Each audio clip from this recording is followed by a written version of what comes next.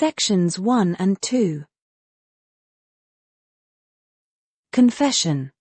Section 1. Our first parents, being seduced by the subtlety and temptation of Satan, sinned, in eating the forbidden fruit.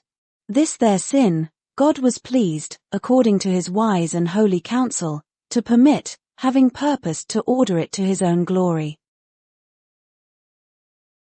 Section 2. By this sin they fell from their original righteousness and communion with God, and so became dead in sin, and wholly defiled in all the parts and faculties of soul and body. Introduction. These sections teach, 1. That the human race stems from two, and only two, real people, 2.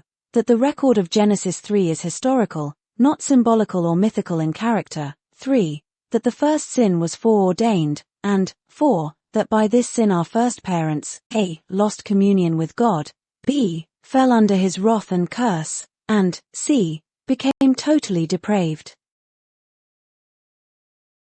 Questions. 1. Why does the fall of man need much emphasis today? 2.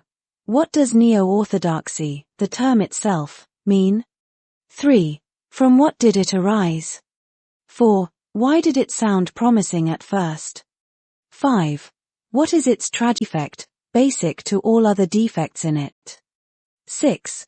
When neo-orthodoxy says that a thing is true doctrine, what does it mean? 7. Why does neo-orthodoxy take such a position? 8. What choice were neo-orthodox theologians forced to make? 9. How were the neo-orthodox theologians more ingenious, and therefore more dangerous, than the older rationalists and modernists? 10. How does the neo-orthodox attitude resemble that of Adam?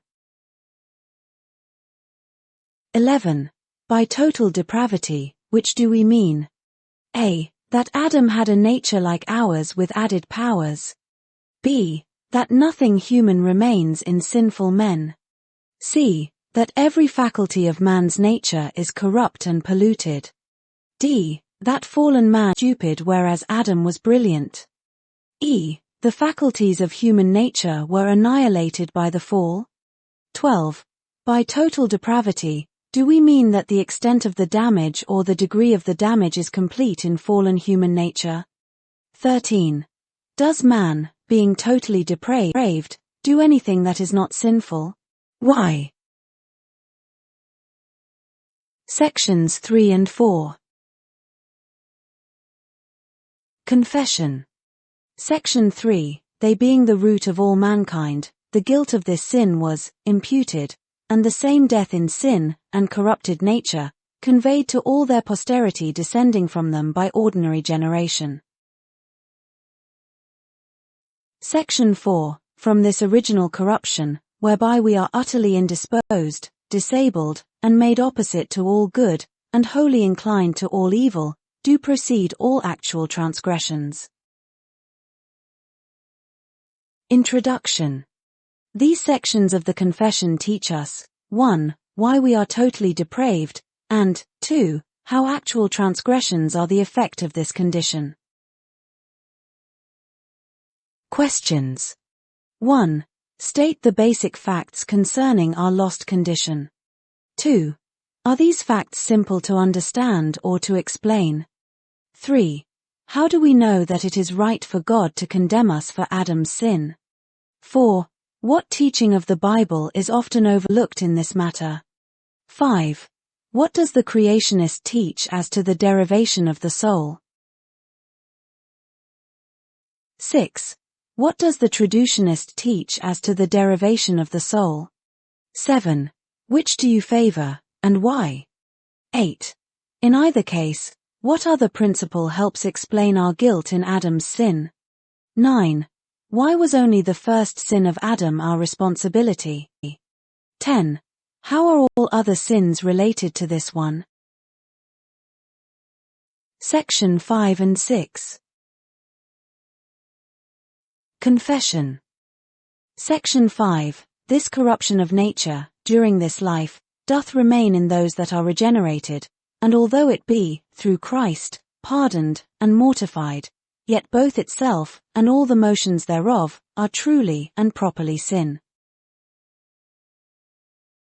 Section 6. Every sin, both original and actual, being a transgression of the righteous law of God, and contrary thereunto, doth in its own nature bring guilt upon the sinner, whereby he is bound over to the wrath of God, and curse of the law, and so made subject to death, with all miseries spiritual, temporal, and eternal. Introduction. These sections of the Confession teach us, 1. That depravity remains in believers in this life, 2. That it is pardoned through Christ, 3. That it is progressively destroyed in them, 4. That it and the products of it are truly sin even in the believer, and 5. That this corruption as well as what it produces are so truly sin as to rightly bring us under God's wrath and curse, unless and until the sovereign grace of God secures our release. Questions. 1. Is the believer both the old man and the new man? 2. Prove this to be correct from Scripture. 3. What does perfectionism teach? 4. What does antinomianism teach? 5. Give a Scripture reference to refute perfectionism. 6. Give a Scripture reference to refute antinomianism. 7.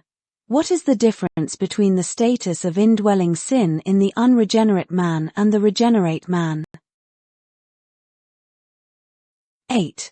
What pernicious error is suggested and condemned in Rom 6 verse 1-2? 9. Why is sin more heinous in a believer than it is in an unbeliever? 10. What is willful sin?